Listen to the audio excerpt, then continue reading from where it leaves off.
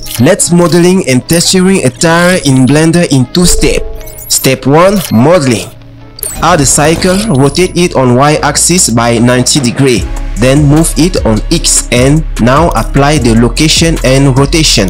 On edit mode, select all the vertex and add a mirror modifier. Now extrude the vertex on X-axis. Select this vertex and press E then S to extrude it. Select the same vertex one more time, then bevel it. Now select this face, then invert the selection and hide it. Now add a loop cut and roll the middle mouse button to add another one. And bevel it. Then extrude it along the normal. Now add a loop cut on each face, then rotate it on X by 9 degrees. Add another loop cut on this face, then rotate it on X by -9 degrees. Now select all this face, then bevel it and extrude it. Then invert the selection. Now press N and increase that to 1. Unhide the selection, select this face, then invert the selection and hide it. Now add a loop cut, rotate it by 5 degrees on X-axis. Select this edge, then select the similar and choose length. Bevel it, then extrude it.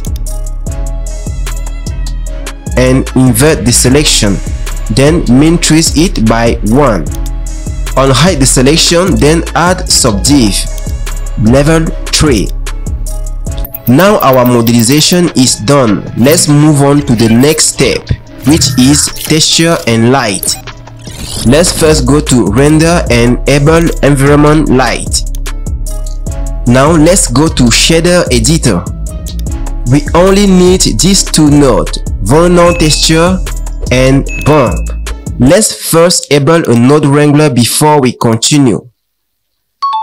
Now press Ctrl Shift and left click to preview a volume texture and change the scale to 103.3. Then press Ctrl T. Now connect the object to the vector. In the bump, change the strength to 0.041 and connect the distance to the height.